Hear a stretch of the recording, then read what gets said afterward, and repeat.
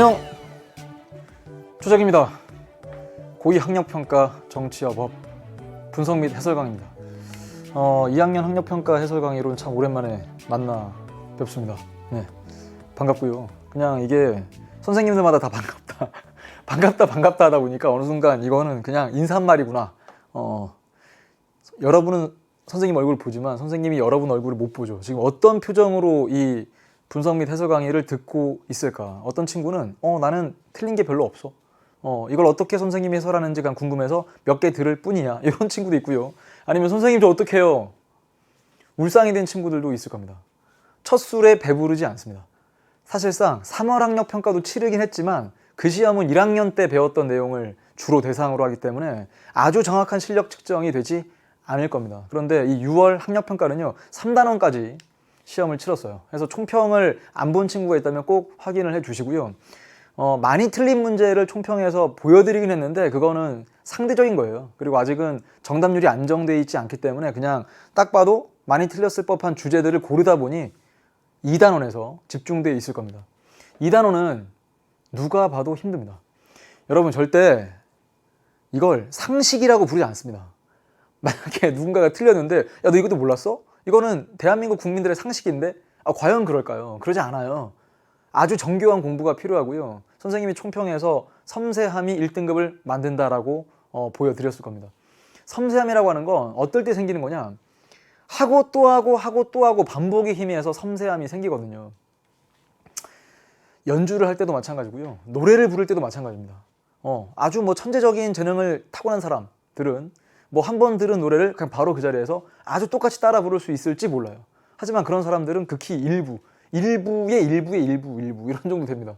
그러니까 우리는 반복하면서 이걸 물어보고 있구나라는 생각을 계속 해 두셔야 됩니다. 3단원까지가 아주 어려운 주제들이 모여있는 일명 말 그대로 정치 파트예요. 힘들어요. 이게 법 공부를 헌법 중심으로 하다 보니까 다소 지치는 경우도 없진 않은데 이제 우리는 문제를 맞히는 재미로 나아갈 수 있어야 돼요. 근데 문제 맞히는 재미는 몇 차례 틀리는 과정을 반복했을 때 실력을 쌓아 올리면서 계속 반복하면서 가져가는 거기 때문에 괜찮습니다, 여러분. 이 시험에 40점대를 본인 스스로의 능력으로 맞췄다 하면 아주 대단한 실력이고요. 30점대, 20점대도 괜찮습니다. 어느 정도까지만 귀를 쫑긋 세우고 들었으면 하느냐? 선생님의 이야기를 듣고 이해가 된다. 요 정도면 딱 좋습니다. 근데 이해가 잘 안 되는데 그러면 해당되는 강의를 찾아보셔야 됩니다. 이건 분석 및 해설 강의다 보니까 완급 조절을 할 거예요. 1번 혹은 2번, 3번 이렇게 좀 쉬운 주제들은 바로바로 체크만 하고 넘어갈 거고요. 통치기구, 즉 2단원의 주제들은 좀 더 세심한 그런 설명을 해드릴 생각인데요. 바로 1번 문제. 정치를 바라보는 관점, 이게 정치와 법을 공부할 때 처음 배우는 주제거든요. 그러니까 얘는 1단원 주제인데요. 정치의 사례를 말해보자. 갑. 땡땡 고등학교에서 학생의 의견을 적극적으로 반영하여 기숙사 규칙을 개정한 사례가 있다. 이런 사례를 제시하고 있어요. 그런데 고등학교에서 학생의 의견을 적극적으로 반영을 했대요. 국회에서 선거 연령을 만 18세로 하향 조정하는 내용이 포함된 공직선거법, 법률입니다. 법률을 개정한 사례가 있다. 어딜 보시면 좀 더 눈에 띌 거냐면 이제 국회가 나와 있고요.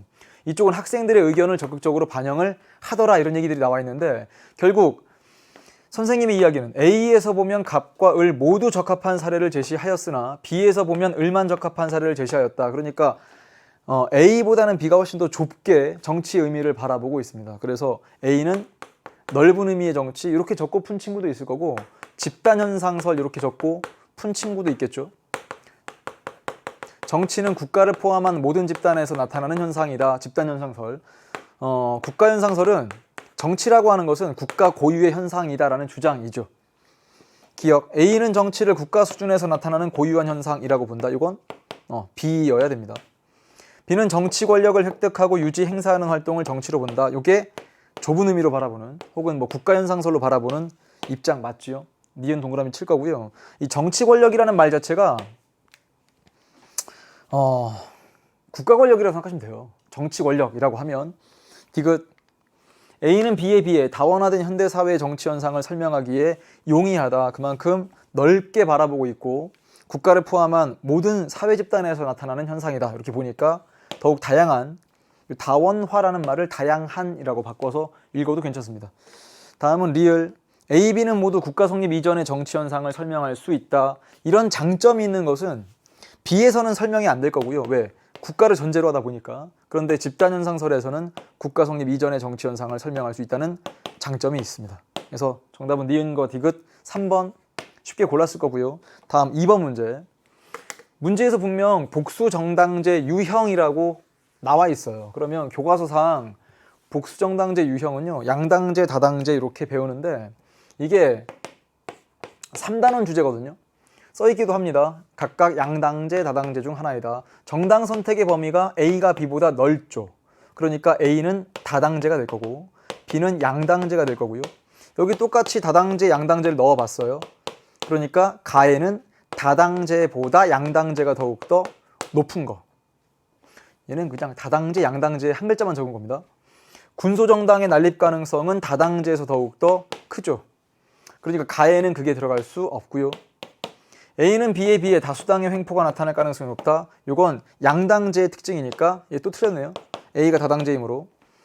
이거 잘 보세요. 정당 간 대립 시 중재가 용이하다. 이런 건 개념에서 확실하게 다루지 않고 시험을 치렀다는 친구들은 상당히 생소한 선지일 건데 정당 간 대립 시 중재가 용이한 건 다당제에서 나타나는 특징입니다. 그러니까 3번도 틀렸네요. 그 다음 4번. 대통령제 국가에서 A가 나타날 경우 행정부 수반의 소속 정당과 의회 다수당이 반드시 일치한다. 대통령제 국가에서 다당제가 나타나게 되면 그렇다고 해서 행정부 수반의 소속 정당, 대통령제 국가에서 행정부 수반이 대통령이거든요. 대통령의 소속 정당과 의회 다수당이 반드시 일치한다. 꼭 그래야 되는 게 아니에요. 그러지 않은 상황을 뭐라고 부를까요? 그때를 여소야대 이렇게 부릅니다. 그러니까 여대야소는 대통령제 국가에서 여대야소라고 부르면 대통령 소속 정당이 의회에서 다수당, 그런데 그러지 않을 가능성이 다당제에서 상당히 커진단 말이에요. 의회 의석 가진 정당이 많아지기 시작하면 과반의 의석 차지한 정당이 나타날 가능성이 떨어질 것이고, 그러면 과반의 의석 차지한 정당이 존재하지 않을 때 그때는 대통령이 어느 정당 소속이든 여소야대가 돼버릴 수도 있습니다. 선생님이 가능성만 열고 이야기를 하는 건데 어쨌거나 반드시 일치해야 되는 건 아니다. 4번 틀렸고요. 마지막 5번 선택지. 의원 내각제 국가에서 B가 나타날 경우, 즉 양당제가 나타난다. 그러면 국정 운영의 책임 소재가 명확하다. 왜? 다당제보다 양당제에서 과반의 의석 차지한 정당이 나올 가능성이 훨씬 더 크거든요. 그러니까 의원 내각제 국가에서 양당제가 결합한 상태에서 과반의 의석을 차지한 정당이 존재하면 단독 내각을 수립할 수 있죠. 그러면 단독 내각일 때 정책 실패에 대해서 누가 책임을 질 것인가 라고 한다면 그 단독 내각을 수립한 그 정당이 책임을 지게 되더라. 이렇게 정리를 하면 5번 동그라미 칠 수 있습니다. 이것도 그냥 정당제도 양당제와 다당제 묶어서 복수정당제 이렇게만 묶고 있는 건 아니고요. 4번과 5번 선택지에서 정부 형태를 묻고 있어요. 대통령제와 의원내각제. 그러니까 상당히 우리 정치화법에서 고득점하기 위해서는 좀 유기적인 개념 접근이 필요하다는 걸 알려주고 있죠.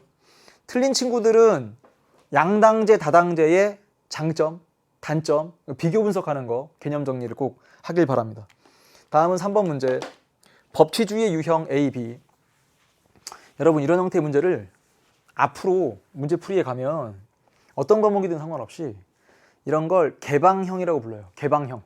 그거는 뭐 꼭 개방형의 유형을 암기하라는 게 아니라 이런 개방형의 문제는요. 보세요. 질문 가와 나에 따라서 A, B가 바뀔 수 있어요. 그래요. 여기 가 질문에는 얘가 나왔기 때문에 여긴 공통점이 들어가는 거고요. 밑에 건 차이점이죠. 여러분 이런 걸 개념이라고 부릅니다. 개념. 개념은 특징인데요. 법치주의 유형, 형식적 법치주의랑 실질적 법치주의가 있는데 그 둘 법치주의의 공통점과 차이점을 물어보고 있다. 합법적 절차에 의해 법이 제정되어야 한다고 보는가? 이거는 형식적 법치주의든 실질적 법치주의든 모두에서 인정하고 있는 거니까 가에 공통점으로 잘 들어가 있죠. 니은. 나에는 통치자의 자의적 권력 행사를 경계하는가가 들어갈 수 있다. 이건 왜 틀렸냐면 통치자의 자의적 권력 행사를 경계하는 건 법치주의 모두의 공통점이 되야 됩니다. 이 자체가. 그러니까 경계까지 밑줄을 그으면 법치주의가 되는 거고요. 앞에 통치자의 자의적 권력 행사 이렇게 그으면 인치주의라는 개념이죠. 사람에 의한 지배, 그러니까 사람의 지배, 인치주의라고 부르고요. 이걸 경계하기 위해서 등장한 게 바로 법치주의니까 이 법치주의의 형식적 법치주의든 실질적 법치주의든 모두 통치자의 자의적 권력 행사를 경계하게 됩니다. 그러니까 나에 들어갈 수 없다 이거죠. 차이점이 아니라 가에 들어가야 되고요. 디귿. A가 실질적 법치주의라면 나에는 법적 형식의 준수 뿐만 아니라 법의 내용도 중시하는 가가 들어갈 수 있다. 그렇죠. 왜요? 이게 차이점인데요. 법적 형식의 준수, 뭐 이거는 형식적 법치주의와 실질적 법치주의 모두에서 인정하는데 법의 목적과 내용까지 중시하는 건 실질적 법치주의의 특징이므로 요게 나에 들어가게 되면 A가 실질적 법치주의로서 얘가 나오고 형식적 법치주의는 B, 아니유가 나오겠죠. 리을. B가 형식적 법치주의라면 나에는 독재를 정당화하는 수단으로 악용될 수 있는가가 들어갈 수 있다. 틀렸습니다. 왜 그럴까요? 이게 나의 이 질문이 들어가면요. yes라고 답할 수 있는 A에 여기에 형식적 법치주의가 들어가야 되거든요. 그래서 리을이 틀렸네요. 정답은 기역과 디귿 2번 골라주는데 항상 강조할 거예요. 선생님의 강의를 혹시라도 들어봤던 친구들은 알 텐데 개념이라고 하는 것은 공통점과 차이점을 나열할 수 있어야만 그걸 개념학습이라고 부를 거고요. 그 개념학습이 잘 돼 있는 친구들은 이런 문제를 수월하게 푸는데 이게 상당히 어렵게 느껴지는 친구들은 아직도 이 법치주의의 흐름, 인치주의에서 법치주의, 그 다음 그 법치주의가 형식적 법치주의에 머물렀다가 실질적 법치주의로 나아가는 그 흐름을 아직 모르고 있는 경우가 있어요. 그러니까 잘 복습하길 바랍니다. 법치주의는 1단원 주제입니다. 네 번째 문제. 다음 자료에서 공통적으로 부각되는 우리나라 헌법의 기본 원리. 문제를 읽어가면서 이런 소스를 주잖아요. 우리나라 헌법의 기본 원리. 그러면 바로 머릿속에 우리나라 헌법의 기본 원리는 총 6개구나. 그 중에서 무엇을 묻고 있을까? 2013년부터 사전투표제가 도입되어서 지정된 선거일에 투표하기 어려운 유권자들이 별도의 신고 없이도 선거일 전 5일부터 2일 동안 전국의 사전투표소에서 투표할 수 있게 되었다. 야, 이게 참 대단한 제도입니다. 이 제도를 다 설명할 수 있는 그 시간은 아니고요. 지금 여기서 묻고 있는 건 참정권, 국민의 참정권을 훨씬 더 좀 두텁게 보장하는 것이 우리나라 헌법의 기본 원리 중에 무엇과 가장 관련이 깊은가를 물어보고 있어요. 선거관리위원회는 거동이 불편한 유권자들의 투표 편의를 위해 투표소를 1층에 설치하도록 하고 투표소가 지하층 또는 2층 이상인 경우 승강기나 경사로가 있는 장소에 설치하도록 하였다. 이것도 마찬가지인데 참정권을 더욱 철저하게 보장하기 위해서 노력하는 모습은 국민주권주의와 관련이 깊다. 이렇게 적어두고서 1번 국가는 평생 교육을 진흥하여야 한다. 이건 문화국가주의로 해석을 하셔야 됩니다. 두 번째, 외국인은 국제법과 조약이 정하는 바에 의해서 그 지위가 보장된다. 해서 이거를 조금 어려운 말로 상호주의에 입각한, 한번 적어볼게요. 입각한 외국인의 지위 보장 이렇게 쓰거든요. 그러니까 이걸 왜 하느냐 라고 하면 국제평화를 위해서 그런 거예요. 그래서 이번에는 국제평화주의가 들어가면 됩니다. 그러니까 다 우리나라 헌법의 기본 원리랑 관련이 있긴 한데 제시문에 주어진 국민주권주의와는 직접적인 관련이 없기 때문에 1번, 2번은 답이 안 될 거고요. 3번 국가는 전통문화의 계승 발전과 민족문화의 창달에 노력하여야 한다. 이것도 문화국가주의라고 적어보죠. 네 번째, 나오네요. 대한민국의 주권은 국민에게 있고 모든 권력은 국민으로부터 나온다. 이게 국민주권주의를 담은 헌법 조문입니다. 그래서 이 정치와 법이라는 과목을 공부할 때 아마 여러분이 헌법을 접했다. 분명 접할 수 있습니다. 왜냐하면 뭐 학교에서 강의하시는 선생님들도 당연히 교과서 중심으로 설명하실 때 뒤에 가면 헌법이 붙어 있고요. 혹은 교과서에도 필요한 내용들이 다 전부 다 헌법 조문으로 들어가 있거든요. 그러면서 누군가는 상당히 어떤 그 뿌듯한 내가 헌법 공부를 하기 시작했구나. 대한민국 최고법이자 근본법이자 기본법인 헌법 공부를 하기 시작했구나라는 것에 그 뿌듯함과 설렘으로 공부를 시작한 친구들이 있다면 그 마음 그대로 6단원까지 달려주시면 됩니다. 그 마음 어디 가지 않습니다. 그리고 정치법은 여러분들을 절대 배신하지 않기 때문에 여러분이 지금처럼만 정성을 들여서 공부하시면 돼요. 아, 선생님, 제 정성이 부족했나 봐요. 점수가 점점점. 점수는 지금 중요한 게 아니고 이 지금 해설 강의를 보고 있잖아요. 아니, 해설 강의를 볼 정도만큼의 정성이면 충분하다. 이건 여러분들을 위로하거나 그런 얘기가 아니고요. 그 정도의 정성이면 특히나 2학년 수준에서는 충분합니다. 그러니까 여기 있는 4번이 왜 답인가? 왜 이게 답이야? 이게 도대체 무슨 말이야? 그러지 마시고요. 우리나라 헌법 조문에서 꺼내는 거예요. 헌법의 기본 원리는. 마지막 5번 선택지. 국가는 주택개발 정책 등을 통하여 모든 국민이 쾌적한 주거 생활을 할 수 있도록 노력하여야 한다. 이건 복지국가의 원리와 관련이 있어요. 정답은 바로 4번입니다. 이것도 1단원 주제인데요. 1단원의 헌법 내용이 상당히 많죠. 특히나 1-2단원에 가면 헌법의 기본 원리가 집중적으로 등장하는데 복습을 철저하게 해야 합니다. 6가지라고 했죠. 헌법의 기본 원리. 다음은 5번 문제. 밑줄 친 기역, 니은에 대한 옳은 설명. 근대 입헌주의 헌법. 방금 풀었던 4번과 함께 등장하는 주제인데요. 근대 입헌주의적 헌법과 니은은 새로운 헌법이잖아요. 복지국가의 이념을 구현한다. 그러니까 니은의 새로운 헌법은 현대 복지국가적 헌법 이렇게도 표현을 합니다. 근대 입헌주의 헌법은 자유, 이걸 상당히 강조하는 거기 때문에 재산권의 불가침성, 재산권을 침해할 수 없다 이런 뜻입니다. 그러니까 재산권도 자유권이거든요. 그래서 자유가 강조된 표현 맞고요. 두 번째, 니은은 모든 국민의 인간다운 삶의 보장을 추구한다. 이게 복지국가의 이념을 반영하고 있기 때문에 니은 맞죠. 기역은 니은과 달리 국가의 경제에 관한 규제와 조정 역할을 중시한다. 국가가 경제 영역에 규제와 조정을 할 수 있다는 건 복지국가와 관련이 깊은 거니까 얘는 오히려 앞뒤가 바뀌는 게 좋겠네요. 디귿 틀렸고요. 통치기구에 대한 규정을 포함하고 있다. 여러분, 이 통치기구는 대한민국의 권력 기관들이 어떻게 조직되어 있고 어떤 권한이 부여되어 있는가의 모습들을 통치기구에 관한 내용이라고 하는데, 이 통치기구에 대한 규정은요, 기역에도 들어가 있고 니은에도 공통적으로 들어가 있기 때문에 달리라는 말을 쓸 수가 없습니다. 정답은 기역과 니은 1번. 다음 6번 문제로 가면 이런 게 좀 힘들 수 있는데요. 여러분 관심을 좀만 가져볼게요. 지방자치단체장. 선생님 저 여기서부터 잘 안 읽히는데요. 여러분 주소를 한번 얘기해 보세요. 이거 들리질 않습니다. 주소를 이야기하면 대한민국은 빼고 예를 들어 서울특별시, 부산광역시도 있고요. 제주특별자치도도 있어요. 이걸 광역자치단체라고 부릅니다.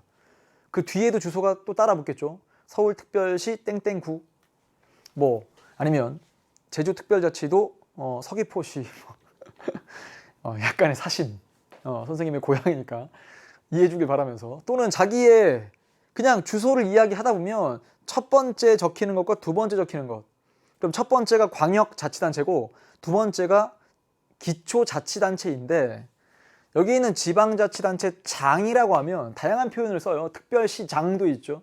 광역시장도 있습니다. 도지사도 있고요. 뿐만 아니라 기초 쪽으로 넘어가면 시장이 있죠. 시장. 군수도 있고요. 구청장도 있습니다. 익숙하죠, 여러분? 근데 그거를 한꺼번에 다 부를 때, 이 직위들을 한꺼번에 다 표현할 때 쓰는 말이 일반적으로 지방자치단체장 이렇게 쓰는 것 뿐이에요. 그러니까 처음에는 이런 말을 딱 들었을 때 뭐야 이게 도대체, 이런 느낌일 텐데 그러네, 막상 도지사, 서울특별시장, 그런 분들이구나. 갑은 허위 신고한 재산 내역이 중앙선거관리위원회 누리집은 어디 있는 건가? 홈페이지 누리집에 게시되도록 하여 공직선거법 위반 혐의로 기소됩니다. 야, 얼마나 우리 정치자법 하는 친구들이 똘똘하냐면, 그리고 아직 안 배운 주제인데도 잘 알고 있냐면, 기소라는 두 글자가 들어가면 이건 검사가 기소하는 거구나. 아직 안 배웠습니다, 여러분. 그러니까 나중에 또 배울 거니까 걱정하지 말고요. 미리 알았던 친구들은 정말 이 관심이 대단하죠. 기소란 두 글자는 검사가 하는 거고, 기소하게 되면 형사재판이 열릴 거구나, 이렇게 생각하면서 읽어준 친구가 있다면 대단합니다. 1심에서 벌금형, 형벌이죠. 벌금형을 선고받은 갑은 항소하였다. 항소심을 담당한 땡땡 고등법원. 그렇구나. 우리가 2단원에 법원 파트가 있는데요. 법원 파트에서 심급제도를 배우거든요. 2단원 문제인데 심급제도 할 때 2심 재판을 고등법원이 담당한다 그러면 1심 재판은 고등법원은 원심을 유지하는 판결을 하였고, 그러면 요 원심이 1심 재판을 뜻하는 거거든요. 이 문장에서는. 그럼 고등법원이 2심이니까 1심 재판부는 누구냐? 지방법원의 합의부구나, 이렇게 적어볼게요. 그러니까 원심을 유지한다는 건 1심 재판에서 나온 결론을 땡땡 고등법원에서 항소심이 열렸는데 거기서도 유지하고 있다. 갑은 상고합니다. 상고가 무슨 말이죠? 2심 판결에 불복해서 3심 넘기는 걸 상고라고 부르죠. 바로 갑니다. 국가기관 상호 간 권한쟁의에 관한 재판. 권한쟁의 심판은 헌법재판소가 담당하는 거예요. 이쪽은 형벌에 대한 이야기를 하고 있으니까 형사재판입니다. 일단 적어볼게요. 두 번째, 1심은 지방법원 및 지원 합의부가 담당하였다. 바로 답입니다. 지금 여기 썼던 요 내용이죠. 세 번째, 2심 법원은 위헌정당 해산 제소권을 갖는다. 이러니까 상당히 힘들어요. 위헌정당을 해산시켜달라고 제소할 수 있는 권한은 정부가 갖습니다. 이게 무슨 말이냐? 대한민국 헌법상 정당의 설립이 자유롭긴 한데 헌법을 위반하면서까지 활동하는 정당을 인정할 수는 없다. 그래서 정당을 해산시켜달라. 헌법에 위반되는 정당을 해산시켜달라고 헌법재판소에 제소할 수 있는 힘은 정부가 갖고 있습니다. 2심 법원은 고등법원이고요. 상고심은 위헌법률 심판권을 가진 헌법기관에서 담당한다. 써볼게요. 상고심은 대법원에서 담당하고요. 오른쪽에 나와 있는 위헌법률 심판권은 헌법재판소가 갖고 있습니다. 와, 그러니까 보세요. 이거 한 문제를 풀기 위해서 얼마만큼 다양한 개념들이 녹아져 있어야 되냐면 지방법원도 나오죠, 고등법원 나오죠, 대법원 나오죠, 뭐 검사가 기소한다 이런 얘기 나오고, 형사재판이 열리는구나, 벌금형에 대한 거, 그 다음에 권한쟁의 심판 헌법재판소, 위헌법률 심판권 헌법재판소, 위헌정당 해산 심판권이라고 하면 헌법재판소인데 위헌정당 해산시켜달라고 제소한다라고 하면 행정부의 몫입니다. 4번도 틀렸네요. 갑은 원칙적으로 상고심의 판결에 대해서도 상소할 수 있다. 이 상소라는 게 불복 절차를 이야기하는데 상고심이 대법원에서 열리는 마지막 재판이에요. 그러니까 상고심의 판결에 대해서도 상소할 수 있다가 틀린 겁니다. 그래서 5번 땡, 정답은 2번 골랐습니다. 상당히 많이 틀렸을 거예요. 근데 이거는 거의 뭐 개념의 이 조각들이 완전히 퍼즐처럼 탁탁탁탁 맞춰서 전체적인 통치기구의 그림이 딱 그려지는 순간 여러분들은 아주 크나큰 쾌감을 느끼게 될 겁니다. 이게 재미가 있을 거예요, 나중에. 근데 또 하나 알려드리면 처음 공부할 때 많은 친구들이 여기서 나가 떨어져요. 선생님이 참 안타까움을 금할 길이 없습니다. 왜냐면 어려운 건 맞는데 이게 어렵다라고 생각하지 말고 익숙하지 않다라고 생각하시면 좋아요. 그게 사실이기도 하고요. 이게 정말 어려운 얘기긴 한데 듣고 하다 보면 여러분이 지금 영어 공부를 할 때 처음에 영어 배울 때는요 그냥 잘 안 들려도 또 듣고 합니다. 문장 분석도 이렇게 끊어가면서 하기도 하고 모르는 단어 찾아보기도 하고 하다가 어느 순간 전반적으로 전체 문장이 확 들어올 때 그때 상당히 높은 수준의 쾌감을 느끼는데 이것도 비슷한 거예요. 반복하면 되고요. 처음부터 어렵다라고 생각하지 마시고 그냥 아직은 익숙하지 않으니까 익숙할 때까지 반복하겠다. 다음은 7번인데요. 주민은 어떤 방법으로 지방자치에 참여할 수 있을까요? 아마 이 문제도 많이 틀리긴 했을 거예요. 근데 선생님이 처음에 총평할 때 많이 틀린 문제 이걸 안 넣은 이유는 이것까지 넣어버리면 너무 이렇게 많아질 것 같아서 그런데 이런 게 우리 또 정치와 법의 과목상 특징이기도 합니다. 자, 무슨 말이냐면 어떤 방법으로 주민들이 지방자치에 참여할 수 있을까요? 라고 했어요. 다양한 주민들의 참여 방법이 제시가 되어 있죠. 지방자치단체장 선거에 참여하여 투표할 수 있어요. 그럼요. 그러니까 이게 이제 뭔지 아시겠죠? 지방선거가 4년마다 한 번씩 열리는데 거기에 장들을 뽑습니다. 그러니까 자기의 주소를 딱 써보고 제일 앞 주소, 그 다음 두 번째 주소에 장들을 뽑는데 선거에 참여할 수 있어요. 일정 수 이상의 주민들이 조례를 직접 제정할 수 있습니다. 여기서 많이 틀렸을 것 같습니다. 왜냐하면 잠깐만, 이거 배운 것 같은데. 일정 수 이상의 주민들이 조례를 직접 제정하진 않는구나. 여러분, 조례를 제정할 수 있는 힘은 누구한테 있냐? 적어볼게요. 지방의회에게 있어요. 국회가 법률을 제정할 수 있고 개정할 수 있듯이, 그러면 자치법규라고 부르죠. 자치법규 중에 일종인 조례라고 하는 것은 지방의회가 만들어요. 그러면 주민들은 어떻게 할 수 있냐? 주민들은 이것도 적어두세요. 지방의회에 조례를 제정해달라, 혹은 개정해달라, 혹은 폐지해달라, 이걸 청구할 수 있습니다.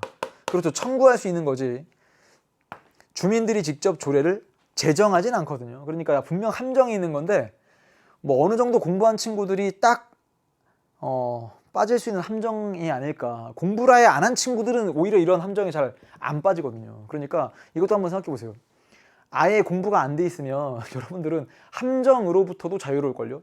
근데 이런 형태의 문제를 틀린다는 건 아예 몰라서는 2번을 잘 고르지도 못해요. 그러니까 이런 형태의 문제를 놓쳤다고 해서 자기 실력을 아주 형편없는 것으로 오해하지 않길 바랍니다. 세 번째, 주민 참여 예산 제도. 그럼요. 이 제도를 통해서 예산 편성 과정에, 그렇죠, 의견을 제시할 수 있죠. 여기도 표시해놓고 기억하세요. 주민 참여 예산 제도. 네 번째, 비리를 저지른 지방자치단체장을 임기 중이라도 투표로 해임을 결정할 수 있다. 아예 써둘게요. 맞는 선지가 되면서 얘는 주민 소환 제도라는 아주 중요한 제도로 정리를 하셔야 됩니다. 네 번째도 맞는 얘기고, 다섯 번째, 주민 투표 제도를 통해서 주민에게 중대한 영향을 미치는 주요 사항을 결정할 수 있어요. 그렇죠. 주민 투표 제도가 있어요. 그러니까 주민 투표, 주민 소환 제도 이렇게 묶어서 정리하고, 그 다음에 이 주민 투표랑 1번 선택지에 나온 지방선거는 아예 성격이 다른 제도입니다. 우리가 지방의회 의원이나 혹은 뭐 교육감이나 혹은 지방자치단체장을 직접 선거를 통해 뽑을 수 있다는 것과 지역의 중대한 일들에 대해서 주민들이 찬성 반대 형태로 의사를 표시하는 건 성격이 다른 제도예요. 그래서 1번과 5번도 비교해서 정리를 해둘 것. 7번의 정답은 2번 될 거고요. 선생님, 어디를 복습해야 이 문제를 확실하게 정리할 수 있나요? 2-3단원에 가면 지방자치가 있습니다. 지방자치. 다음 8번 문제. 얘는 쉽네요. 아마 여러분들이 1학년 때 통합사회 공부를 그래도 좀 했고, 혹은 뭐 2학년 올라와서 3단원까지 진도를 어쨌거나 한 번쯤 끝냈다면, 특수이익보다 공익의 실현을 중시하는가? 아니요 그랬으니까 C가 이익집단이라는 거 알 수 있고요. 의회와 정부를 매개하는 기능, 이건 정당만 담당을 하죠. 그러니까 B가 시민단체로 정리가 됩니다. 이 내용은 3단원에 마지막 단원 가면, 3-3단원에 가면 선거 파트 끝나고 나서 다양한 정치 참여 방법들을 이야기할 때 정당, 이익집단, 시민단체 쭉 정리를 하고 넘어갔을 텐데, 그때 배운 내용으로 문제를 풀어보면 정당은 자신들의 행위에 대해 정치적 책임을 진다. 그냥 정답입니다. 다른 집단들은요, 정치적 책임을 지진 않거든요. 공천하지 않기 때문에. B는 영리를 목적으로 로비 활동을 한다. 시민단체는 비영리 기구입니다. 그러니까 이게 뭐 이렇게 돈을 버는 게 우선적인, 그 돈을 버는 게 거를 우선시하는 그런 집단은 아니다라는 뜻으로 비영리 기구다, 이렇게 정리하시고요. 정권 획득을 목적으로 하는 건 정당이죠. 정치, 사회화 기능을 수행하는 건 A, B, C 모두의 공통점입니다. 그러니까 정당은 시민단체와 달리라고 쓸 필요가 없고요. 마지막도 비슷해요. 대의제 한계를 보완한다라는 것은 시민단체와 이익집단 모두의 공통점이기 때문에 달리라고 말할 수 없습니다. 자, 이렇게 하면 정답은 바로 1번 도출할 수 있죠. 다음은 9번 문제. 근로자의 안전과 보건을 유지, 증진함을 목적으로 하는 산업안전보건법. 선생님, 이런 법도 다 알아야 돼요? 그냥 이건 제시문에 주어져 있는 거고, 본회의 의결을 거쳐 개정되었다라고 했으니까 이거는 법률이구나. 법률. 이에 따라 산업재해 예방을 위한 책임, 의무, 주체 확대 등을 주요 내용으로 하는 산업안전보건법, 여기 써있죠. 산업안전보건법 시행령. 그러니까 여기는 법률이라는 단계를 이야기하고 있고, 밑에 여기는 명령. 시간 날 때마다 한번 계속 복습을 해보겠습니다. 헌법, 법률, 명령, 조례, 규칙. 그러니까 헌법, 법률, 아 그러네, 기억은 여기구나.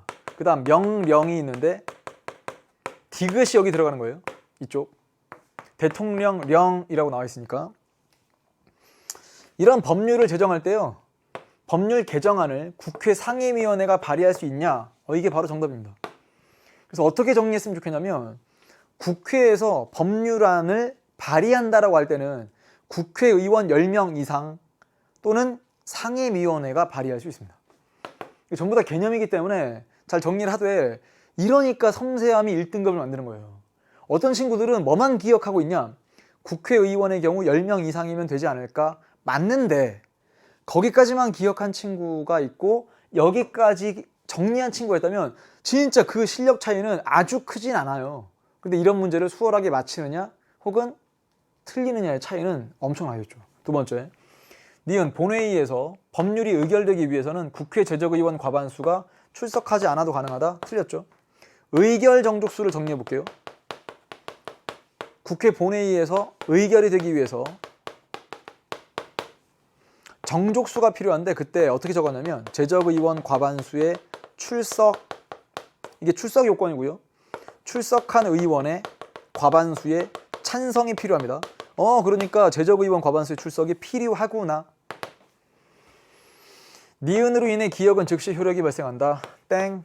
왜요? 법률은요, 본회의 의결을 통과했다. 그럼 대통령한테 가죠. 대통령이 이걸 공포한다 하면, 공포한다고 또 바로 즉시 효력 발생하는 게 아니고요.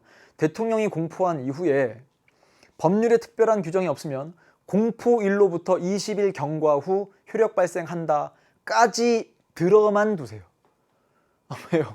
선생님 적고 싶은데요. 적고 싶으면 이걸 선생님 말을 듣고 적지 말고요. 해당되는 여기 2단원에 가면 2-2단원에 국가기관이 나오는데 거기 국회 파트가 있어요. 국회 파트에 가면 헌법 개정 절차도 정리하고요. 법률 제정 및 개정 절차까지 정리가 돼야 되거든요. 그래서 그 내용을 전반적으로 복습하는 과정에서 좀 더 두터워지리라 믿습니다. 디귿의 개정을 위해서는 국회 동의가 필요하다. 아니죠. 이건 대통령령이기 때문에 대통령령은 대통령이 발표할 수 있습니다. 국회 동의가 필요하진 않아요. 디귿은 기억의 상위법이다. 바로 틀렸습니다. 왜요? 요게 디귿이고요. 요게 기억이니까 법률이 명령의 상위법이다. 이렇게 정리를 해보죠. 9번까지 풀었고요. 다음 10번 문제입니다. 각국은 국민의 선거에 의해 구성된 의회에서 선출된 총리, 여기까지 읽으면 정부 형태가 정리가 되죠. 얘는 의원 내각제. 각 시기별 각국 행정부 수반의 소속 정당과 의회 정당별 의석률을 나타낸 것이다. T시기에 행정부 수반, 이쪽은 총리니까 여기서는 총리. 총리가 A당 소속인데 A당이 T시기에 전체 의석에서 과반이 안 되죠. 그리고 여기는 뭐라고 적는 거냐면 T시기에 각국은요 연립정부를 수립한다 이렇게 적는 겁니다. 뭐 혹은 연립내각 이렇게도 표현할 수 있죠. 연립정부, 연립내각. T+1 시기에는요 총리가 B당이 됐어요. 근데 이 B당이 그러네요. 전체 100% 중에 58%니까 드디어 과반의 의석을 차지했으니 T+1 시기는 T 시기와 달리 단독 내각을 수립할 겁니다. 자, 이렇게 분석이 되면 바로 이게 선지에 나와 있을 겁니다. 각국은 의회 의원과 행정부 수반의 임기가 보장된다. 의원 내각제는 임기가 보장되지 않는다는 특징. 각국의 행정부 수반은 의회에 대해 정치적 책임을 지지 않는다. 아니죠. 각국의 총리는 어차피 의회에서 선출했기 때문에 총리는 의회에 대해서 정치적 책임을 진다. 이렇게 바꾸시고요. 세 번째, T 시기에는 연립내각이 구성되었을 것이다. 연립정부, 연립내각. 정답 3번. 이렇게. T+1 시기에는 여소야대. 아니죠. 여러분, 여소야대는 뭐라고요? 이 대통령제에서, 여기는 의원내각제니까 여소야대는 대통령제에서 대통령이 소속된 정당이 과반의 의석을 차지하지 못한 경우를 여소야대라고 부릅니다. 다섯 번째, T+1 시기에는 T 시기에 비해 의회와 행정부의 대립 가능성이 높을 것이다. 아니겠죠. 오히려 T+1 시기가 B당이 단독 내각을 수립했기 때문에 T 시기에 A당이 연립내각을 수립했을 때보다는 훨씬 더 의회와 행정부의 대립 가능성이 낮아졌을 겁니다. 10번의 정답은 3번입니다. 여러분 어떻게 이런 걸 상식이라고 말을 할 수 있겠습니까? 이건 상식이 아니고요. 정확한 개념을 기반으로 해서 각각의 시기별로 정당별 의석률을 통해서 정당 권력의 분포랄까? 혹은 이제 권력이 어떻게 나오며 한 정당으로 내각이 수립될 수 있나 없나를 이거 의원 내각제는 우리나라 이야기도 아닌데도 불구하고 여러분들이 풀어가고 있는 겁니다. 11번 문제. 얘는 3단원의 시작부터 나오는 정치 과정입니다. 바로 풀어보죠. 투입, 산출, 환류가 있죠. 정책결정기구가 있고요. 시민이 공청회에 참여하여 의견을 제시하는 것은 그렇죠. 투입이 맞죠. 그러니까 이 투입이나 환류는요. 주어가 시민이 되면 좋겠어요. 혹은 국민이 되면 좋겠습니다. 그렇죠. 국민들이 정치 집단을 구성한다. 그러니까 정당이 될 수도 있고 이익 집단이 될 수도 있고 시민단체일 수도 있고 한 명의 개인이 언론사를 통해서 어떤 독자 투고를 한다든지 혹은 국가기관에 청원한다든지 하는 것들은 전부 다 투입이라고 말할 수 있어요. 입법부, 행정부, 사법부의 국가기관들은 정책결정기구라고 하죠. 언론이 정책 의제를 설정하고 여론을 형성하는 것, 이건 산출이 아니고요. 산출은 국가기관이 한다. 이렇게 정리하시면 되고요. 언론이 하는 것도 투입이다. 이렇게 정리하시면 좋겠습니다. 3번이 옳지 않으면서 답. 네 번째, 정책 집행 결과에 대한 국민들의 다양한 평가. 그렇죠. 평가라고 하는 것은 정책결정기구들에 의해서 산출된 정책, 말 그대로 정책이 국민들의 삶을 바꿀 거예요. 환경이 많이 바뀔 겁니다. 그럼 그 바뀐 환경에 대해서 국민들이 이 국민주권의 원리니까 이거 뭐 좋다, 나쁘다, 이거 괜찮다, 바꿔라, 폐지해라, 만들어라, 이런 등등의 평가를 하면서 새로운 투입으로 이어지는 것을 환류라고 하죠. 기억이 디귿에 잘 반영되는 사회에서는 시민들의 정치적 효능감이 높아질 수 있다. 그렇죠. 무슨 말일까요? 우리가 이것 해달라, 저건 하지 말아달라 이렇게 투입을 했는데 그게 산출에 잘 반영이 된다는 건 그러네. 이 국가가 국민들의 목소리에 귀를 기울이고 있고 우리가 참여를 한 만큼 그 참여한 내용이 반영된 정책들로 이렇게 나오는구나 라고 하면 그만큼 효능감이 높아질 수 있습니다. 정답은 3번이고요. 다음 12번 문제. 선거 문제에서 이쪽은 민주선거의 원칙이죠. 우리가 배웠던 게 보통, 평등, 직접, 비밀선거인데 땡땡 국가에서는 일정 금액의 투표세를 내거나 문맹 검사를 통과해야만 투표에 참여할 수 있었다. 가난하거나 교육을 받지 못한 사람들의 투표권을 실질적으로 제한한 것이다. 그래서 제한 선거의 반대말이 A에 들어오면 되죠. 보통 선거. 그렇죠. 보통 선거에 어긋납니다. 그러니까 누군 주고 누군 안 주고 이런 느낌인 거예요. 이 나라에서는 유권자들에게 선거구 거주 연한에 따라 투표권을 달리 부여해서 여기는 최소 한 표에서 최대 3표. 그러니까 이거는 차등 선거를 하겠다 이런 얘기죠. 그러니까 평등 선거 원칙에 어긋난다.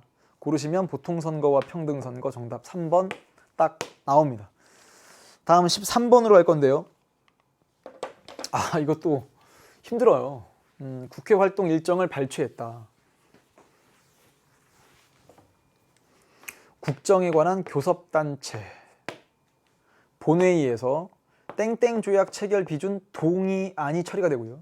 국정감사, 그 다음 헌법재판소 재판관을 선출한다. 예산결산특별위원회가 땡땡년 회계연도 결산 심사를 하더라. 기억. 니은을 얻어 체결 비준 되면 해당 조약은 법률과 같은 효력을 갖는다. 이게 그냥 맞는 말인데 어떤 설명이 필요하냐? 그렇죠. 설명이 필요합니다. 원래는. 근데 이게 어떤 뜻이냐면 국회의 동의를 얻어 대통령이 체결 비준한 조약을 헌법상 체결한 조약 이렇게 부르는데 그 헌법상 체결한 조약과 일반적으로 승인된 국제법규는 국내법과 동일한 효력을 인정합니다. 이게 어디서 배운 내용이냐면 아직 여러분이 끝단원까지 6단원까지 못 갔기 때문에 지금 3단원까지 배운 내용으로 이 기억을 설명해 보면요. 한번 적어 볼게요. 우리나라 헌법의 기본 원리 중에 국제평화주의라는 개념이 있었죠. 여기서 국제법 존중이라는 표현이 나옵니다. 국제법을 존중한다. 그래서 국회 동의를 얻어 대통령이 체결 비준한 조약은 국내 법률과 동일한 효력이 생긴다. 그래서 국제평화주의를 다시 한번 반복을 해보시면 기억을 도출할 수 있고요. 디귿은 입법부가 행정부를 견제하는 역할을 한다. 그러네요. 국정감사니까. 그래서 니은 맞고요. 입법부가 국회 얘기하는 거죠. 행정부. 그러니까 국회가 국정감사, 정기적으로 국정 전반에 대해서 감사를 하는 걸 국정감사라고 하기 때문에 행정부를 견제하는 역할을 합니다. 리을은 국가기관 구성에 관한 권한을 행사한 것이다. 그렇죠. 헌법재판소 재판관 중에 9명, 헌법재판소 재판관 9명 중에 국회에서 3명을 선출할 수 있거든요. 그건 국가기관 구성에 관한 권한. 디귿까지 맞고, 리을은 어떻게 푸는 거냐면 여기 있는 교섭단체든 위원회든 표시 교섭단체든 위원회든 간에 국회의 효율적인 의사진행을 위한 것이기 때문에 기역은 미음과 달리라고 쓰지 않습니다. 그러니까 기역과 미음은 모두 이렇게 바꿔서 정리를 하면 되겠어요. 정답은 기역, 니은, 디귿 4번. 선생님 이거 너무 어려운데요, 리을. 그러면 그냥 국회 파트를 또 핑계 삼아서 한 번쯤 다시 복습을 하는 게 좋습니다. 여러분, 선생님 입장에서 강의라는 건 왜 하는 거냐면 여러분이 처음에 이 내용을 교과서에 있는 것만 쭉 읽어나간다고 생각했을 때 느껴지는 상당한 막연함, 혹은 소외감이 들 수도 있어요. 어떤 거냐면 읽으면 읽을수록 자기가 작아진다는 느낌? 그거는 정상적인 겁니다. 솔직한 얘기를 해보면 선생님이 개념 강의할 때도 이런 얘기 잘 안 했거든요. 근데 한번 들어보세요.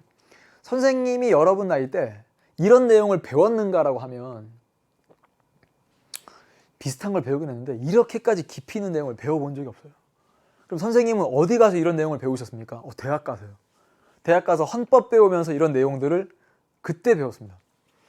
그렇죠. 국회가 뭐 하는 곳인지라든지 아니면 이 중에 내용의 일부를 고등학교 때도 배우긴 했었습니다. 그 얘기는 무엇이냐? 여러분들의 교육 과정에서 우리 수험생들한테 원하는 건 지금 정치와 법을 공부한다면 이렇게 전제 조건을 깔죠. 심화 선택 과목이니까 정치와 법을 공부한다면 여기까지는 해보렴 이란 뜻이에요. 그러니까 계속 깊어지는 거예요. 이 문제를 정확하게 맞히고 싶으면 여러분도 조금은 더 욕심을 내셔야 됩니다. 그러니까 누군가에게는 이게 상당히 부담스러운 문제인데 누군가에게는 정리가 된다 그러면 남들보다 훨씬 앞서 나갈 수 있는 하나의 전략 파트가 될 수 있습니다. 또 이런 얘기도 드리죠. 다시 도전하는 친구들이 있잖아요. 과거에는 이게 법과 정치란 과목이었는데 다시 도전하는 친구들이 통치기부 쪽을 그렇게 크게 스트레스 받아 하지 않아요. 선생님 왜요? 엄청 어려운데. 그렇죠. 처음 공부할 때는 어려운데 어느 정도 딱 수준에 도달하잖아요. 그러면 기계적으로 문제를 풉니다. 탁탁탁탁 이렇게 문제를 풀어요. 그러니까 형, 오빠, 누나, 언니 그런 다시 도전하는 친구들은요. 반복을 거듭해서 그 정도의 경지랄까? 흔들리지 않는 그 경지까지 올라가면 이쪽 내용은 상당히 편해지는 곳이니까 계속 반복해달라는 걸 또 반복합니다. 여러분, 반복해달라는 얘기마저 계속 반복하고 있어요. 정답은 4번이고요. 다음은 14번. 사유지에서도 흡연 단속 근거가 마련되었다라는 신문기사인데 자, 이것도 밑줄을 잘 보세요. 땡땡 특별시, 서울특별시라고 읽어도 좋아요. 땡땡구에서 전국 최초로 땡땡 특별시 땡땡구 금연구역 지정 및 간접흡연 피해 방지 조례. 너무 어려운데? 그러지 말고요. 그냥 여기는 광역이죠. 이쪽은 기초죠. 써볼게요. 광역자치단체의 일부인 한 기초자치단체에서 그 기초자치단체에 쓰일 조례를 제정함으로써 사유지에서도 흡연 단속을 할 수 있는 근거가 마련되었다라는 이야기잖아요. 그러면서 땡땡구청장은 담배 연기 없는 쾌적한 생활 환경을 조성하고 건강한 도시로 만들겠다라는 포부를 밝혔다. 밑줄을 딱 보고 이제 바로 풀 거예요. 기역의 장, 서울특별시장이라고 생각해도 된다고 그랬죠. 서울특별시장은 중앙정부로부터 위임받은 사무만을 담당한다. 아니죠. 지금 우리가 지방자치라고 하는 건 여러분 지방자치라고 하는 건 말 그대로 그 지역의 일을 그 지방자치단체 장을 중심으로 하는 집행기관이잖아요. 그러니까 예를 들어 서울특별시청의 서울특별시장을 중심으로 해서 이걸 집행해 나갈 거고 그리고 서울특별시장은요. 서울특별시의회에서 제정한 조례 범위 내에서 또 규칙도 제정할 수 있기 때문에 중앙정부로부터 위임받은 사무만을 담당한다라고 보지 않습니다. 기역은 광역, 니은은 기초. 정답. 아, 그러네. 이 문제는 원래 어려운 문제였는데 답이 되는 2번이 조금은 좀 평이한 내용이지 않을까. 그래서 아는 친구들은 이 2번 선지를 딱 고르면서 잘 맞췄을 텐데 그런 문제일수록 여러분이 다른 건 왜 답이 안 될까? 고민을 좀 하셔야 됩니다. 디귿의 효력은 기역 전체에 미친다. 이게 틀렸습니다. 왜 그럴까요? 만약에 예를 들어서 이게 서울특별시고 여기가 강남구라고 하면 디귿은요 강남구에만 효력을 발생하는 조례입니다. 여기 써있지 않습니까? 이렇게 서울특별시 강남구 이렇게 읽히죠. 그러니까 그것의 효력은 서울특별시 전체에 미치지는 않는다. 네 번째, 디귿의 제정 주체는 리을이다. 디귿이 뭔데요? 조례죠. 조례를 제정하는 주체는 아까 문제 풀 때도 나왔었지만 지방의회예요. 지방자치단체장이 아니고요. 리을은 니은의 예산심의 확정권을 갖는다. 땡땡 구청장은 예산심의 확정권을 갖지 않죠. 이것도 누구? 지방의회가 갖습니다. 여러분 공부할 때 국회랑 대통령 파트에서 공부가 잘 돼 있잖아요. 그러면 그거를 잘 옮겨오세요. 국회를 어디 옮겨와요? 지방의회에다가. 기능을.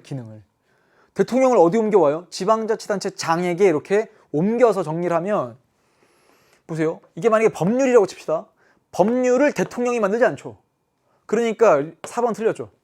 그 다음 예산심의 확정권은 국회가 가져요. 국회에서 배운 내용을 그냥 옮겨온다면. 그러니까 예산심의 확정권을 대통령이 갖지 않죠. 그렇죠. 그것만 봐도 4번과 5번은 같은 원리로서 우린 틀렸다는 걸 알 수 있습니다. 14번의 정답은 2번이고요. 다음 15번. 셋째 장에 가서 15번 문제에서 또 오랜만에 사회계약서를 보게 됩니다. 사회계약설. 한 친구가 또 그 수강후기에다가 선생님 강의에서 썰을 많이 풀어주셔서 좋아요. 알고 보니까 그런 뜻이 아니었어요. 사회계약설. 그만큼 수업을 열심히 들었다는 얘기로 들립니다. 왜냐? 정말 누군가의 주장이에요. 썰이니까 사회계약설. 그러면 첫 번째 갑. 이런 주장을 한 사람은 홉스예요. 토마스 홉스. 항상 공포와 두려움, 만인에 대한 투쟁. 그러면서 자연권 전부를 통치자에게 양도한다. 전부 양도설, 군주주권론, 왕권 민수설. 이렇게 홉스의 사회계약서를 정리했고요. 자연 상태에서는 분쟁을 해결할 법도 없고 집행관도 없기 때문에 자연권의 보전이 불확실하다. 이에 사람들은 생명과 자유, 재산을 보호하기 위해서 계약을 맺어 자연권 일부를 위임합니다. 써있죠. 일부를 위임한다. 이게 로크의 주장인데 1번 공공선을 실현하려는 일반 의지에 따라 국가가 운영되어야 한다고 보았다. 이건 루소의 주장이었고요. 두 번째, 직접민주주의를 이상적인 정치 형태라고 보았다. 이것도 루소의 주장이죠. 그러니까 이 문제를 정확하게 풀려면 제시문에 등장한 건 홉스랑 로크밖에 없지만 선택지 1번과 2번에서 루소를 묻고 있기 때문에 세 학자는 함께 정리하는 게 좋겠죠. 세 번째, 주권이 국민에게 있다고 보는 건 홉스는 군주주권이고요. 로크가 국민주권이니까 3번 또 틀렸고요. 네 번째, 사람들의 자발적 합의에 기초하여 국가가 형성되었다고 보았다. 이게 바로 사회계약 썰입니다, 여러분. 이 자체가. 그러니까 홉스도 로크도 모두 사회계약서를 주장했던 학자니까 달리라고 말할 필요가 없어요. 갑과 을 모두 다 4번에 이 문장에는 인정을 할 겁니다. 그러니까 4번 선지가 틀렸고요. 5번 잘 보세요. 5번. 국가를 자연권 보존을 위한 수단으로 보았다. 여러분 심지어 이거 수업 시간에 선생님이 정말 여러분이 선생님에게 손가락질 할 걸 알면서도 뭐라고 강의해드렸냐. 잠깐만 이거 수단인가? 목적인가? 헷갈리는데? 사회계약설? 그러면 수단이란 나라가 있다라고 하면서까지 선생님이 여러분에게 답을 골라달라라고 이야기를 했었습니다. 근데 그냥 단순하게 수단이란 나라가 저기 아프리카에 있어 이렇게 푸는 건 바람직한 게 아니고 이게 무슨 말일까요? 자연 상태에서는 자연권을 보존하기가 곤란하거나 아주 힘들기 때문에 국가를 만들어서 이제 국가를 통해서 자연권을 훨씬 더 명확하고 확실하게 보장받겠다면 국가는 그런 자연권 보전을 위한 수단이 되는 겁니다. 그럼 뭐가 목적이에요? 개인의 권리 보장이 바로 목적이 되는 거죠. 그래서 5번이 공통점으로서 잘 들어와 있네요. 15번의 정답은 5번이고요. 16번. 얘도 1단원의 마지막 기본권 파트의 문제인데 자유권과 청구권 중 하나라고 나오죠. 출근하던 중 갑이 경찰에 체포가 되는데 경찰은 영장을 제시하지 않고 체포 이유도 변호인의 도움받을 수 있는 권리 등도 고지를 하지 않습니다. 그러니까 이건 신체의 자유로서 자유권을 침해당했다. 을은 사기죄로 기소되어 구속상태에서 재판을 받았다. 최근 무죄 판결이 확정된 을은 비를 행사하여 법률이 정하는 바에 따라 국가로부터 정당한 보상, 이 보상은 정확하게 말하면 형사보상이겠죠. 형사보상. 어쨌거나 형사보상이 포함되어 있는 B는 바로 청구권이 됩니다. 1번 국가의 일정한 행위를 요구하는 적극적 권리는 사회권을 뜻하고요. 마찬가지 2번 복지국가의 등장과 함께 보장되기 시작한 권리, 이것도 사회권이죠. 전부 다 해당이 없어요. 세 번째, B는 다른 기본권 보장을 위한 수단적 권리, 그러니까 기본권의 성격을 잘 정리해달라 라고 말씀을 드렸는데 여기에 수단적 권리, 바로 청구권을 잘 수식하고 있습니다. B는 정치 과정에 참여할 수 있는 능동적 권리, 이건 참정권을 뜻하고요. 마지막 5번째, 첨부인권적 성격의 권리는 여기선 자유권이 더 첨부인권적 성격이 강하다 이렇게 정리하시면 5번은 틀렸습니다. 혹은 국가의 존재를 전제로 하지 않는다 이런 표현으로 기본권 파트에서 정리를 해드렸었는데 기본권의 성격이 워낙 중요하기 때문에 다시 한번 복습을 꼭 철저하게 하는데요. 한번 적어놓고 개념서를 찾아보는 것도 나쁘지 않아요. 다시 한번, 잠깐만 이게 무슨 말이지? 내 복습을 하고 싶은데, 그러면 예를 들어 평등권, 자유권, 참정권, 청구권, 사회권을 적어놓고서 일단 자기가 생각이 나는 대로 각각의 기본권의 성격을 적어봐요. 그리고 노트 필기되어 있는 게 있거나 아니면 개념서가 있으면 그걸 통해서 한번 복습을 하게 되면 뭐가 잘못 들어와 있거나 혹은 비어있는 부분이 있으면 그걸 채우면서 훨씬 더 높은 단계로 나아갈 수 있다고 봅니다. 16번의 답은 3번이었고요. 마지막 페이지네요. 4문제 남았는데 17번 문제. 이건 참 안 읽히죠. 안 읽히는데 이것도 나중에 언젠가 딱 이해가 되는 순간 여러분은 경이로운 경험을 하게 되지 않을까. 그래서 신문기사나 아니면 뉴스 보도를 통해서 이 비슷한 내용들, 이게 전반적인 구조 자체가 상당히 많이 쓰이는 구조예요. 한번 읽어볼게요. 갑은 의무보험에 가입되지 않은 승용차를 도로에서 운행하였다는 이유로 재판을 받게 되었다. 그러니까 앞에 있는 내용보다는 이 틀이 중요한 거니까 갑이 재판을 받게 되었는데 갑은 의무보험 미가입 승용차를 도로에서 운행하는 것을 금지하고 이를 어길 경우 형사처벌을 규정한 그냥 이 법입니다. 선생님이 왜 그냥 이 법이라고 읽냐? 이 법률, 자동차 손해배상 보장법, 이걸 외우는 건 아무런 의미가 없어요. 그냥 이렇게 생각하시면 돼요. 누군가가 재판을 받으면서, 특히나 이게 형사재판이니까 형사재판에서 갑이란 사람이 피고인인데 이 피고인 갑의 유죄냐 무죄냐를 다투기 위해서 적용될 법률이 그냥 이 법인 거예요. 근데 이 피고인 갑이 잠깐만, 자동차 손해배상 보장법이 나의 헌법상의 재산권, 이거 자유권의 일종이죠. 재산권을 침해하는 거 아닌가 해서 A에, 전체 문장을 잘 보셔야 돼요. A에다가 위헌법률 심판제청 신청을 합니다. 그럼 A가 누가 되느냐? 해당되는 이 재판을 진행 중인 법원이 되는 거예요. 그러나 A가 신청을 기각하자, 즉 법원이 갑, 그냥 피고인이라고 부를게요. 피고인 갑의 위헌법률 심판제청 신청을 기각하자 B가 누굴까요? 헌법재판소겠죠. 줄여서 헌재라고만 적겠습니다. 헌법재판소에 헌법소원 심판을 청구하였다 그러면 여러분이 나중에 이 공부를 하다 보면 잠깐만, 헌법소원 심판을 청구했다고? 이게 어떤 헌법소원 심판인지를 묻게 되어 있구나. 이건 위헌심사형 헌법소원이죠. 선생님 왜요? 개념을 다시 한번 뽑아보세요. 재판의 당사자가 재판의 전제가 된 법률의 위헌성 여부에 대해서 따져보자고 해당 재판부, 즉 법원에 위헌법률 심판제청 신청을 했는데 법원에서 이를 기각할 경우 그 재판 당사자가 헌법재판소에 직접 헌법소원을 청구하여 그 법률의 위헌성을 따져볼 수 있는데 그때 헌법소원은 위헌심사형 헌법소원입니다. 자, 지금 선생님이 한 얘기가 완벽하게 들리지 않는다. 근데 복습해보고 싶다. 그러면 2-2단원의 또 통치기구, 국가기관의 마지막 주제죠. 헌법재판소 파트에서 헌법소원의 유형을 잘 복습하셔야 됩니다. 결국 헌법재판소가 해당 심판 조항들이 과잉금지 원칙에 위반되지 않는데요. 그러니까 이건 합헌이란 뜻이에요. 즉 자동차 손해배상 보장법이 갑의 재산권을 침해하는 건 아니다. 이런 결론이 나왔습니다. A는 지방법원일 수 있어요. 근데 B는 대법원일 리가 없죠. 헌법재판소. 두 번째, A는 해당 심판 조항들이 헌법에 위반된다고 판단하였다. 아니죠. 왜 아닐까요? 법원에서 위헌법률 심판 제청 신청을 기각했다는 건 해당 재판부, 법원은 이 법률이 헌법에 위반되는 건 아닌데 라는 판단을 했기 때문에 당사자의 신청을 기각한 겁니다.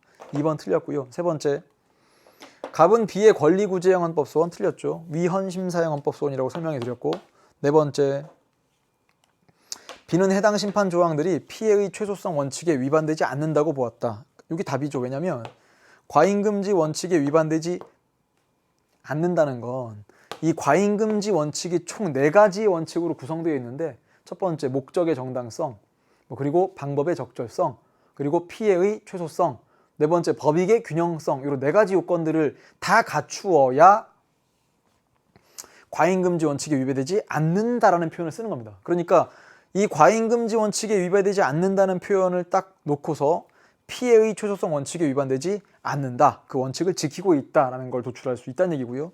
마지막 5번째, B의 결정으로 인해 해당 심판 조항들은 효력이 상실된다. 위헌이었으면 그랬을 수 있지만 합헌이 나왔기 때문에 효력은 계속 유지가 되겠죠. 정답은 17번에 4번 골랐고요. 다음은 18번 문제. 와, 이거는 개념 강의에서 쓰라 그러면 쓸 수 있을 만큼 준비를 하자 이렇게 얘기했어요. 뭐 짜장면 얘기도 하고 짬뽕 얘기도 하고. 우리나라는 짜장면인데 그 위에 뭐 홍합이 있네, 뭐 오징어 다리가 있네 이러면서 선생님이 의원 내각제적인 요소를 써보자라고 했는데 3가지를 서술하시오. 국민의 직접 선거로 대통령을 선출한다. 선생님 이거는 대통령제 요소 아닌가요? 그렇죠. 그러니까 땡이에요. 국회의원이 국무위원을 겸직할 수 있다. 맞네. 그럼 가에는 뭐가 들어가야 되지? 채점 결과를 보니까 2점인 거예요. 그러니까 첫 번째 문장 틀렸고 두 번째랑 세 번째에서 이렇게 맞아야 2점이 되겠죠. 각 문항당 각 1점씩 채점이 되기 때문에. 그러니까 가에는 의원 내각제적 요소에서 맞는 게 들어가면 돼요. 행정부는 법률안을 제출할 수 있죠. 의원 내각제적인 요소고요. 두 번째, 국회는 국무총리의 해임을 건의할 수 있습니다. 이것도 의원 내각제적인 요소. 디귿. 대통령은 법률안 거부권을 행사할 수 있다. 디귿과 리을. 국회는 대통령에 대한 탄핵을 소추할 수 있다. 이건 전부 다 대통령제 요소이기 때문에 디귿과 리을 빼고 정답은 기역과 니은 1번 고르시면 되겠습니다. 이 내용도 2-1단원의 정부 형태, 이쪽 내용에서 마지막 주제가 우리나라의 정부 형태인데 그때 의원 내각제적인 특징을 꼭 정리를 하셔야 되겠죠. 이제 19번으로 가면 여기도 헌법기관 A, B예요. 우리나라는 행정부 수반인 A의 소속하에 B를 두고 있다. 일단 우리나라 이야기, 행정부 수반 A가 대통령이라는 걸 알 수 있는데 그러면 대통령 소속하에 B가 무엇일까? B는 국가의 세입, 세출의 결산을 검사하고 여기까지만 읽어도 공부가 된 친구들은 B가 감사원이라는 거 알 수 있는데 아마도 끝까지 읽었을 때 공무원의 직무에 관한 감찰, 이 감사원이구나 이랬던 친구들이 더 많지 않을까 싶습니다. 괜찮습니다. 아주 잘 풀고 있어요. 대통령의 임기는 5년 맞죠? 중임할 수 없습니다. 5년 단임제니까. 대통령은 국무위원에 대한 임명제청권을 갖는다. 임명권을 갖는 거고요.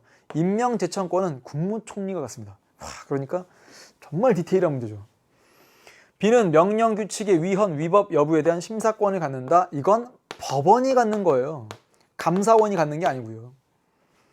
대통령은 국회 동의를 얻어 감사원장을 임명한다. 정답. 그래서 국대헌대감을 소개해드렸습니다. 국대헌대감. 국무총리, 대법원장, 헌법재판소장, 대법관, 감사원장. 뭔데요 그게? 국회 동의를 얻어 대통령이 임명하는 국가기관이죠. 4번 정답이고요. B는 직무상 대통령으로부터 독립되어, 여기까지는 괜찮은데 와 5번 선택지 정말 잘 만들었어요. 조세의 종목과 세율을 정한다. 이건 세금을 어디다가 얼마만큼 거둘까? 이건 조세 법률주의. 그래서 이건 국회가 법률로서 정하게 돼 있어요. 감사원의 기능이 아닙니다. 그래서 5번 틀렸습니다. 와, 드디어 마지막 문제가 20번인데요. 20번 문제는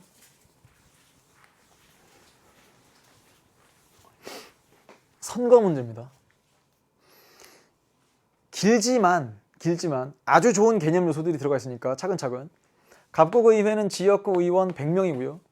비례대표 의원 30명인데 지역구 선거에서는 100개 선거구에서 다른 후보자보다 한 표라도 더 많은 표를 얻은 후보자가 당선. 그러니까 100개 선거구에서 100명이 뽑히니까 지역구 선거는요, 소선거구제가 될 거고요. 2등보다 한 표라도 더 많으면 되니까 단순 다수제 이렇게 적어봤죠. 여러분 여기까지도 좀 낯선 개념이면 3단원의 선거제도 파트를 통째로 다 접근하셔야 됩니다. 여기서부터 힘들면. 비례대표 선거에서는 전국을 하나의 선거구로 하여 정당 투표를 실시하고 정당에 대한 선택권을 준다는 건 위에 지역구 선거는 후보를 찍어달라 이런 뜻이고요. 밑에 전국을 놓고 거기서 비례대표를 뽑을 때는 정당에 대한 별도의 선택권이 있다는 얘기죠. 이렇게 정당에 대한 선택권이 있으니까 한 사람한테 의회 의원 선거에서 몇 장을 주고 있냐면 한 사람한테 2장을 주는 모습입니다. 각 정당별 득표율에 비례대표 의원 정수를 곱해서 산출된 수의 정수, 소수점 앞의 숫자만큼 정당의 의석을 나눠주고 이후 잔여 의석, 남는 의석, 부족한 의석이 있으면 소수점 이하가 큰 순서대로 각 정당이 한 석씩 배분한다. 표는 갑국의 최근 의회 의원 선거 결과를 나타내는 것이다. 비례대표 의원은 30명입니다. 확인했어요. 지역구 의석률, 여러분 이건 지금 단위가 100, 단위가 퍼센트니까 여기 나와 있는 것 전부가 합해지면 100이 나오겠죠. 그리고 지역구 의석, 어차피 이게 100석이거든요. 그러니까 100석 중에 45%니까 그냥 바로 단위가 석자로 끝나도 괜찮겠네요. 다시 한번. 지역구 의석이 100석이니까 45%가 바로 45석. 나머지도 마찬가지고요. 여기서부터가 약간의 좀 복잡해 보이는, 처음 공부할 때는 계산이 필요한데 해보겠습니다. A당은 비례대표 의석 30석 곱하기 40% 정당 득표율 0.4를 하면요, 얘는 깔끔하게 12석이 나와요. 그 다음 B당은요 30석 곱하기 0.28, 그럼 이게 8.4가 나오죠. 그러네, 약간 불편한 숫자, 소수점이 나오니까. 그 다음 C당은요 30 곱하기 0.26이 나옵니다. 그럼 얘는 7.8이 나오죠. 그 다음 얘는 30 곱하기 0.06이니까 얘가 1.8이 나오는 거예요. 그럼 앞에 정수 부분을 더해볼게요. 12 더하고 8 더하고 7 더하고 2를 더해봤어요. 그러게, 잠깐만. 12 더하기 8 더하기 7 더하기 1. 선생님 30석을 채워야 되는데 지금 앞에 있는 정수 부분을 다 합치니까 28석밖에 안 됩니다. 그렇죠. 그러니까 소수점 자리가 이제 큰 순서대로 채우게 되죠. 이렇게 한 석 한 석 이렇게 채워지게 되면 드디어 처음에 여기 있는 정수 부분에서 28석이 채워지고 두 자리가 잔여 의석으로 남으므로 여기 0.8, 0.8 큰 순서대로 하나하나를 채우니까 결국 C당은 비례대표가 8석, B당은 여기도 8석, A당은 12석, 그 다음 이쪽은 2석 이렇게 되면서 12, 8, 8, 2 다 합치면 30석이 되죠. 지금까지 계산한 건 비례대표 의석수를 계산한 거고요. 여기 위에 있는 100석을 기준으로 한 위의 숫자는 지역구 의석 수입니다. 바로 갈게요.